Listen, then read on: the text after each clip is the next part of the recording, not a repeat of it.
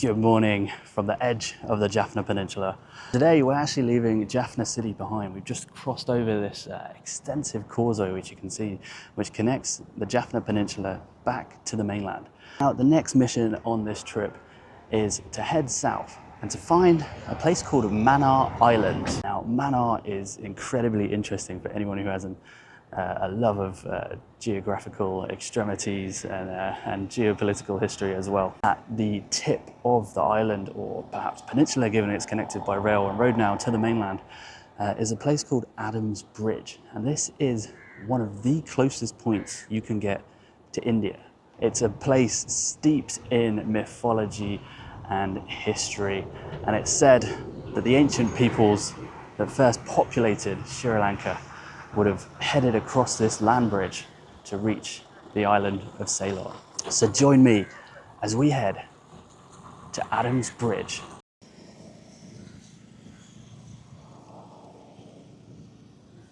So this is the causeway we've just crossed over to get from the Jaffna Peninsula back onto the mainland, so we can make our way down to Mannar, which I believe is an island but connected to the mainland by roads and a rail service as well, which I'll tell you more about later. Just on the side of the lagoon here, so this is the Jaffna Lagoon. It's just endless fish farms and traps for prawns, and you can see here one of these local fellas is out there. That's his boat, and he's building sort of a fish farm here, or a fish trap.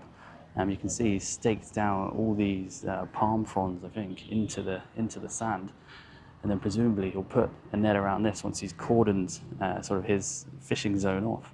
Fish and prawns are kind of one of the local delicacies as well, and then they can just sort of collect them up when the time is right. Very impressive. A lot of hard work going on here for sure. You can see the stretching across here, you've got endless traps and farms and on both sides of the causeway, both sides of the lagoon.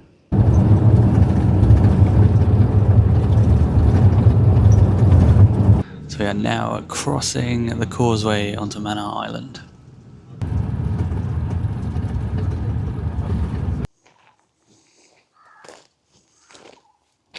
All right, we made it onto Mannar Island, and we just stopped in the middle of the island to see a donkey sanctuary, actually.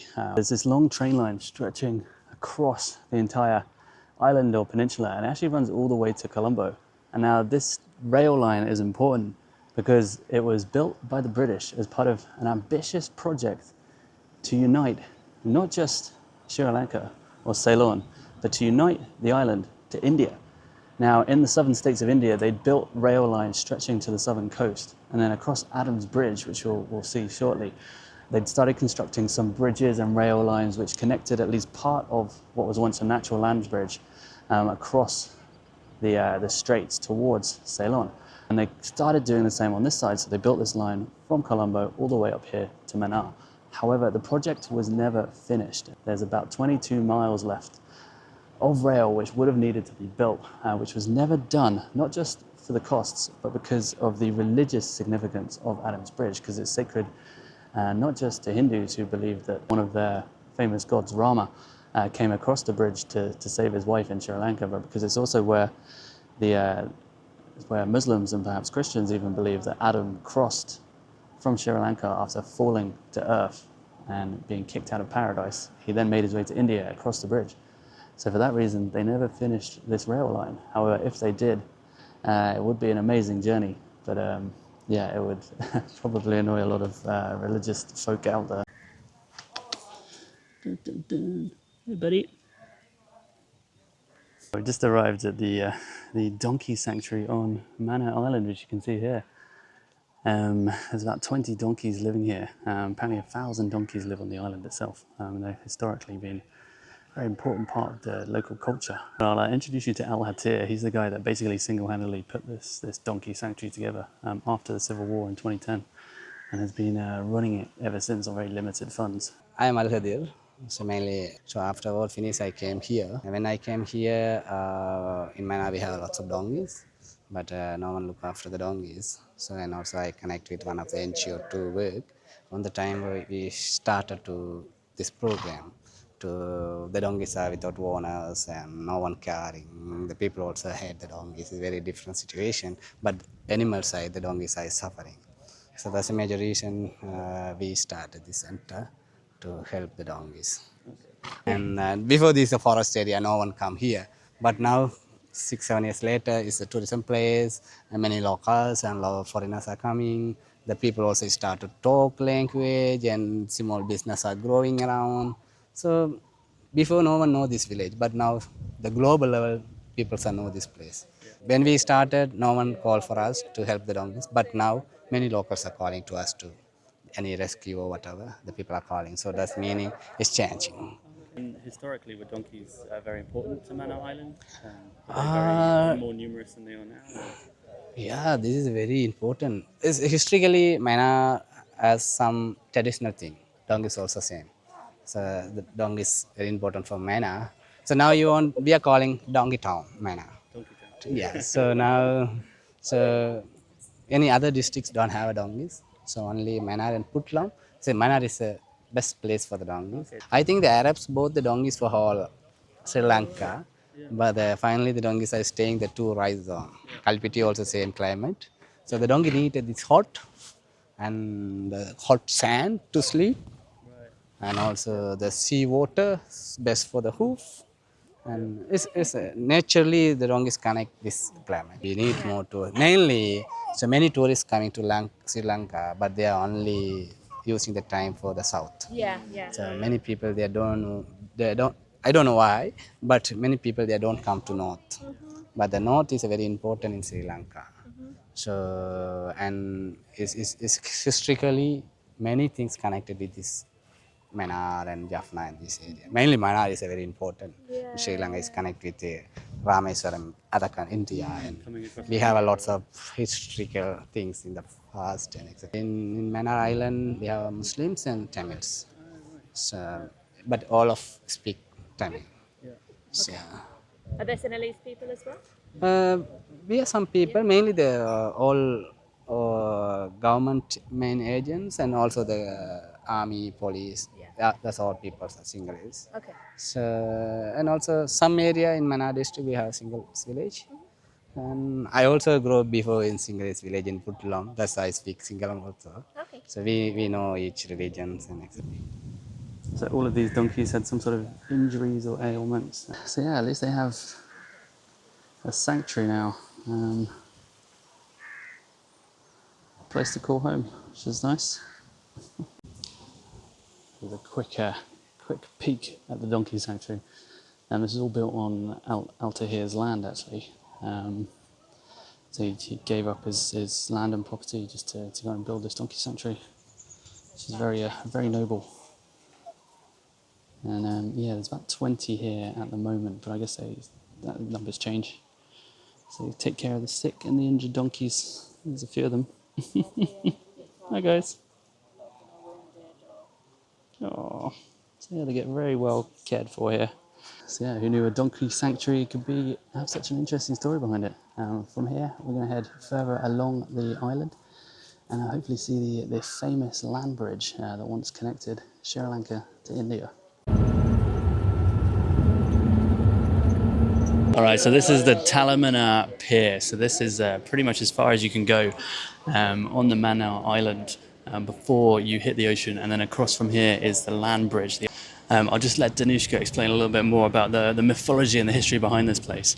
So yeah, here he is. Hi, we are at Mannar Pier, and this is the closest place to India, Rameshwaram. It is like under 30 kilometers from here. It is the shortest gap between Sri Lanka and India. And here there's a legendary or historical sand barrier. And in English we call it the Adams Bridge. And in Indians they call it the Rama Setu Bridge. And it's belongs to the mythological story, Rama Ravana's story. So it is very sacred to India. In historical time, Sri Lanka and India were connected between these sand barriers. So it is very famous among the Hindus and very sacred for them.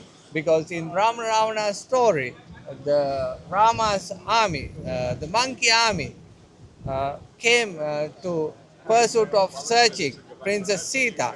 They crossed over this sand bridge.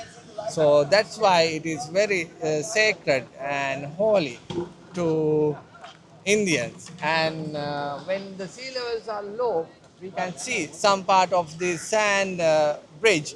And on an aerial view, you can clearly see this sand bridge. They tried to build a railway, right, across Uh, the bridge, but yeah, it never happened.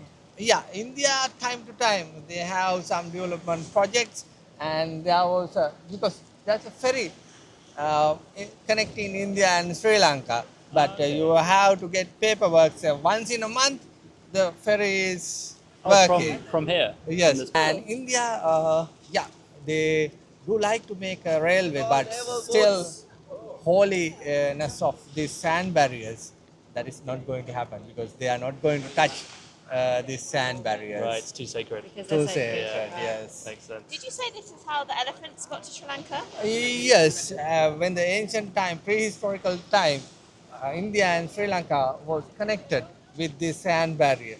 So that's how we got elephants and leopard from the mainland of India to Sri Lanka.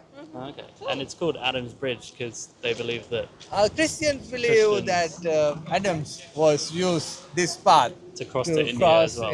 India Okay. and come to Sri Lanka and go to the Adams Peak. Right. Okay. That's why it Yeah. calls Adams Bridge. I read that Muslim people believed that the Muslim people crossed over using the bridge as well. Oh yes, I didn't knew that for exactly. Yeah. It might be because Maybe everyone they are knows. claiming that Adams Peak was once occupied Right. by their high Okay. divine priest. Yeah. So it might be true. Okay. Cool. Why not? It might not. Thank you Amazing. very much. Thank you. Thank you once again. You can see here, this is definitely the frontier because you've got some fairly poor barbed wire here, but then out here you've got a whole load of Sri Lankan Navy gunboats waiting in the harbour, and this is it looks like the old pier, but it's still in use, so they still have a ferry running across to India every now and then, not very often. But yeah, they're still connected and they're planning on bringing more services in as well. So yeah, this is pretty much as far as you can get there at the moment. So as I said earlier, there was a project run by the British to connect the land bridge by train. That's why the train line runs all the way here from Colombo, and on the other side of the ocean from India you can get to the coast. But then because of the religious significance, as Danushka was explaining, of the Adam's Bridge, or the Rama Bridge as is variously known, the project never went ahead with the British because they didn't want to obviously antagonize the different faiths that hold this place to be holy.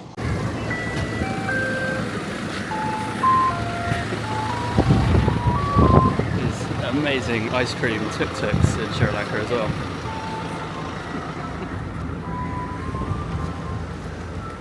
Yeah, we just stopped off at this ancient baobab tree.